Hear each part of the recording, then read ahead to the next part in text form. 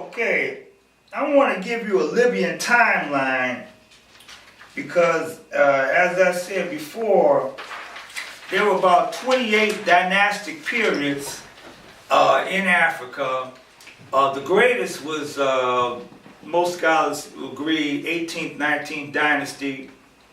Libya is in Africa. If you go to some of the websites, you know, Arafat, not Arafat, but Muammar Gaddafi was an Arab. The first conquerors in Africa were not whites. They were not Europeans. They were Arabs. So, and the Arabs used the custom of slavery. Slavery was a custom in Africa, but slaves had rights, they had dignity. But the Arabs came in, and that's why a lot of that's why I left a lot of migrations inside Africa, because some of the Africa just wasn't down with the Arabs enslaving people. So they moved around Africa, and Africa is a big continent. You could fit 3 United States and some more inside the landmass of Africa. So it's nothing for African people, indigenous African people, to move around. But Libya is an African country, and it was besieged by foreign control of both Europe and Asia.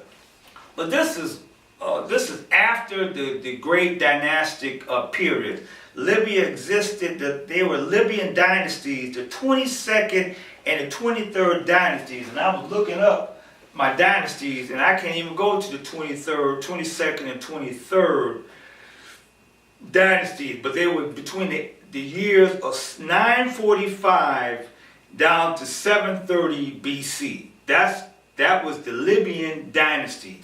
And that's probably, and after the 18th and 19th dynasty, you had a lot of mixtures of the pharaohs, you know, Greek and Roman and Libyan, you know, Arabs.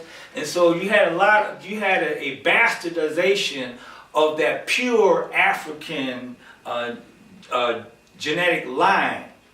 So they were under 6 rulers. First was the ancient Libyan, probably pure Africans, pure in the sense that, you know, nobody else was on the earth. Then you had the Roman era. Then you had the Islamic era. Then you had the Ottoman rule. Then you had the Italian rule.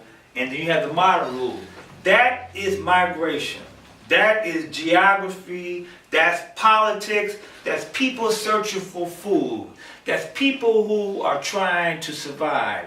Now, you can come back and write a whole lot of philosophical books about people, but in the everyday, just like I live in Detroit, in the everyday lives of people, people are on a hunt. They are on a hunt for food and shelter and clothing.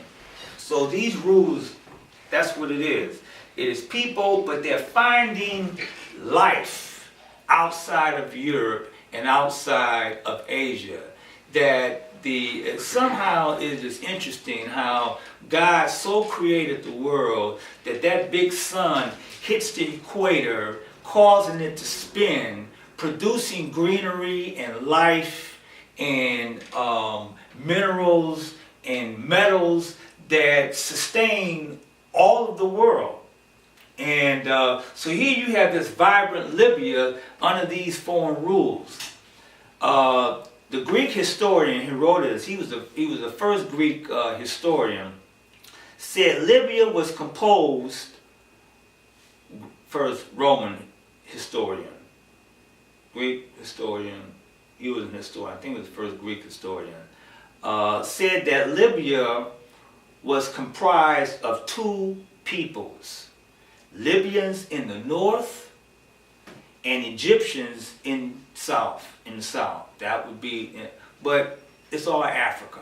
It's all African. I'm just trying to locate the African peoples and show that Africa existed for so long through a lot of dynasties that there was no foreign control, and that the continent failed. These dynasties failed. They failed after 4,000 years. That's a long time. How long has America been standing? How long has Greek Greece and Rome stood? How long is the Jewish nation? 100 years. And so when we talk about that's a long time to establish peace, to build educational systems all around the world, and that's exactly what happened. I mentioned before about Tunisia. Tunisia is inside of Libya. It was right near Libya. That's Carthage. That's where the Apostle Paul was from. He went to Carthage. Carthage was a black trading post, and it was destroyed by the Romans. I'm just fascinated by all this stuff about Libya, the timeline. But guess what? There is no mention of Muammar Gaddafi's economic plan. And I wonder why. So when you do your research, go to Wikipedia, but Wikipedia is not the last good source. You gotta read, and you gotta study. You gotta take the time to do it. And that's all I want to say. That research is hard work, but it is very, very redemptive. And it helps. So you got to do it with the newspaper in one hand and your Bible and your Quran in the other hand. That's the only way to do theology. That's the only way to get close to God.